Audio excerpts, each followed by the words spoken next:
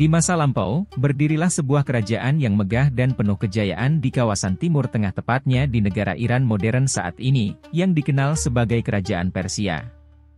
Kerajaan ini terbentang luas dari perbatasan Yunani di barat hingga Sungai Indus di timur, dan dari Laut Kaspia di utara hingga Teluk Persia di selatan. Kerajaan Persia terkenal dengan kekayaannya, kebudayaannya yang maju, para pemimpin yang bijaksana dan tangguh, kepercayaannya kepada Nabi Zoroaster, serta Dewa Ahura Mazda yang menjadi pusat penyembahan orang Persia. Awal mula kerajaan Persia dimulai sekitar abad ke-6 sebelum Masehi, ketika seorang pemimpin yang karismatik dan cerdas, Kores Agung atau Cyrus the Great, mendirikan Kekaisaran Achaemenida. Ia memulai ekspansi dengan menaklukkan kerajaan Media, kemudian Lydia, dan akhirnya Babilonia, yang pada saat itu merupakan salah satu kerajaan besar dengan kota terkaya dan paling berpengaruh di dunia. Kota yang terkenal dengan kemegahan dan temboknya yang tak tertembus ini, jatuh ke tangan strategi cerdik Kores Agung.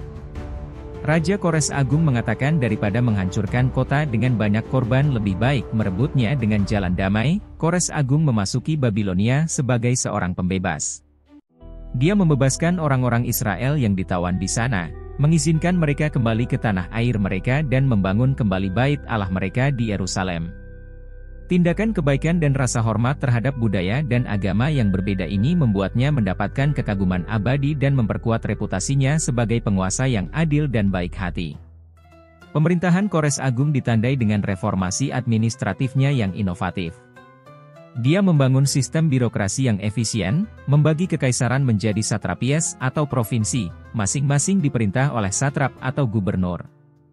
Pendekatan desentralisasi ini memungkinkan pengelolaan yang efektif dan otonomi daerah dalam struktur menyeluruh kekaisaran. Pembangunan jaringan jalan yang luas memfasilitasi komunikasi dan perdagangan, semakin memperkuat persatuan dan kemakmuran wilayahnya. Kores dikenal bukan hanya karena keterampilan militernya, tetapi juga karena kebijakan pemerintahan yang bijaksana. Ia menghormati budaya dan agama bangsa-bangsa yang ditaklukkannya, serta memberikan kebebasan kepada mereka untuk menjalankan kepercayaan dan tradisi mereka sendiri. Salah satu bukti kebijaksanaannya adalah Deklarasi Kores, yang dianggap sebagai salah satu dokumen hak asasi manusia dalam bentuk silinder. Silinder Kores, artefak tanah liat yang bertuliskan dekretnya, sering dianggap sebagai piagam hak asasi manusia yang pertama di dunia. Nama Persia pertama kali dicatat dalam Alkitab Perjanjian Lama yaitu di dalam Kitab 2 Tawarikh 36 ayat 20 dan ayat 22-23 yang menjelaskan mengenai berkuasanya kerajaan Persia serta Raja Kores Agung yang membebaskan orang Israel dari pembuangan untuk pulang kembali ke negerinya di Yerusalem agar dapat membangun kembali bait Allah dan tembok Yerusalem yang telah diruntuhkan oleh Nebukadnezar Raja Babel. Dalam beberapa catatan Alkitab, utamanya Kitab Yesaya, nama Kores Raja Persia disebut beberapa kali. Bukan sekedar disebut namanya, tetapi Kores mendapatkan sebutan yang istimewa dari Allah Elohim Yahweh, Allah Israel. Di dalam Kitab Yesaya pasal 44 ayat 28 mengatakan, "Akulah yang berkata tentang Kores, dia gembalaku, segala kehendakku akan digenapinya dengan mengatakan tentang Yerusalem, baiklah ia dibangun. Dan tentang bait suci, baiklah diletakkan dasarnya." Selanjutnya di dalam Kitab Yesaya pasal 45 ayat 1 menuliskan, "Beginilah firman Tuhan, inilah firmanku kepada orang yang kurapi, kepada Kores yang tangan kanannya kupegang supaya aku menundukkan bangsa-bangsa di depannya dan melucuti raja-raja, supaya aku membuka pintu-pintu di depannya dan supaya pintu-pintu gerbang tidak tinggal tertutup." Juga di dalam Kitab Yesaya pasal 45 ayat 13 menuliskan, "Akulah yang menggerakkan Kores untuk maksud penyelamatan, dan aku akan meratakan segala jalannya, dialah yang akan membangun kotaku dan yang akan melepaskan orang-orangku yang ada dalam pembuangan, tanpa bayaran dan tanpa suap, firman Tuhan semesta alam." Setidaknya dari 3 ayat di atas, kita mengetahui bahwa Tuhan memakai Raja Kores untuk menggenapi rencananya, tentang kembalinya bangsa Israel dari masa pembuangan serta pembangunan kembali bait suci dan tembok Yerusalem. Hal ini juga menggenapi nubuatan Nabi Yeremia tentang 70 tahun masa pembuangan bangsa Israel. Setelah itu mereka akan dibebaskan dan akan kembali ke negerinya yang dicatat di dalam Kitab Yeremia 29 ayat yang ke-10. Kores Agung memerintah dari tahun 547 sampai 530 sebelum Masehi, Setelah kematian Kores Agung, putranya Kambisius II melanjutkan ekspansi dengan menaklukkan kerajaan Mesir.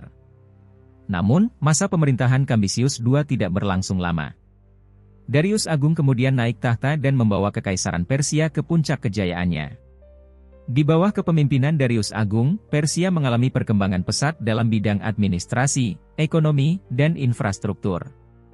Ia juga membangun jalan-jalan besar yang menghubungkan seluruh wilayah kekaisaran, seperti jalan kerajaan yang menghubungkan Susa dan Sardis.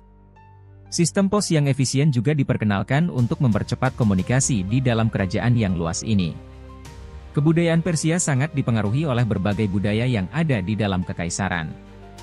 Mereka mengadopsi dan mengembangkan seni, arsitektur, dan pengetahuan dari bangsa-bangsa yang ditaklukkan. Salah satu contoh paling terkenal adalah Istana Persepolis, yang merupakan lambang kemegahan arsitektur Persia. Persepolis dibangun dengan batu-batu besar yang dipahat dengan rumit, dan dihiasi dengan relief-relief yang menggambarkan upacara dan prosesi dari berbagai daerah di kekaisaran. Selain itu, seni perhiasan, tekstil, dan keramik Persia juga dikenal karena kehalusan dan keindahannya. Namun, di balik kejayaan itu, konflik dengan kerajaan Yunani menjadi salah satu tantangan terbesar bagi kekaisaran Persia. Perang Persia versus Yunani terjadi selama beberapa dekade, dengan pertempuran-pertempuran terkenal seperti Pertempuran Marathon, Thermopylae, dan Salamis. Meskipun Persia memiliki pasukan yang besar dan kuat, perlawanan gigih dari kota-kota kerajaan Yunani, terutama Athena dan Sparta, membuat mereka kesulitan untuk menaklukkan wilayah tersebut. Pada akhirnya, masa kejayaan Kekaisaran Persia mulai meredup setelah pemerintahan Xerxes I. Meskipun masih merupakan kekaisaran yang kuat, ketidakstabilan internal dan pemberontakan-pemberontakan di berbagai daerah mulai melemahkan kekuasaan mereka. Kehancuran Kekaisaran Persia terjadi ketika Alexander Agung atau Alexander the Great dari Makedonia melancarkan kampanye militernya pada abad keempat sebelum Masehi. Dalam serangkaian pertempuran, Alexander Agung berhasil menaklukkan Persia dan menyatukan wilayah yang luas tersebut di bawah kekuasaannya.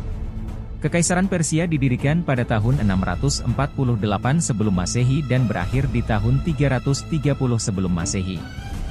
Peninggalan kerajaan Persia terdiri dari bangunan dan keajaiban arsitektur Persepolis, ibu kota seremonial Kekaisaran Achaemenida, berdiri sebagai salah satu pencapaian arsitektur paling megah di Persia kuno. Apadana adalah ruang audiensi besar di Persepolis, yang digunakan untuk resepsi resmi para raja. Aulanya yang luas, didukung oleh 72 kolom, mampu menampung ribuan tamu. Pasar Gadae, ibu kota pertama Kekaisaran Achaemenida, didirikan oleh Kores Agung. Situs tersebut mencakup makam Kores, struktur batu sederhana namun elegan yang mencerminkan kerendahan hati. Istana dan taman di Pasar Gadae juga merupakan contoh desain taman Persia awal, yang kemudian mempengaruhi arsitektur taman Islam. Kuil api Zoroaster atau Zoroastrianisme, agama utama Kekaisaran Persia, berpusat pada pemujaan terhadap Ahura Mazda, dewa tertinggi. Kuil api, tempat api suci menyala terus-menerus, merupakan situs keagamaan utama. Kuil-kuil ini, seperti yang ada di kota kuno Yazd, adalah tempat ibadah dan pertemuan komunitas, melambangkan kesucian dan perjuangan abadi antara kebaikan dan kejahatan. Avesta adalah teks suci Zoroastrianisme, berisi himne, ritual, dan ajaran yang dikaitkan dengan Nabi Zoroaster. Ini mencakup Gatha, yang merupakan bagian paling kuno dari Avesta, yang berisi ajaran langsung Zoroaster. Silinder Kores dalam bentuk artefak dari tanah liat, sering dianggap sebagai piagam pertama hak asasi manusia, yang bertuliskan Deklarasi Kores Agung. Ia menyatakan kebijakannya untuk memulangkan orang-orang yang terlantar dan memulihkan kuil-kuil dan tempat-tempat suci di seluruh kekaisarannya. Peninggalan ini menyoroti komitmen Persia terhadap toleransi beragama dan penghormatan budaya. Karpet Persia terkenal dengan desainnya yang rumit, warna-warna cerah, dan pengerjaan yang luar biasa. Tekstil tenunan tangan ini seringkali menampilkan motif bunga, pola geometris, dan pemandangan dari mitologi Persia.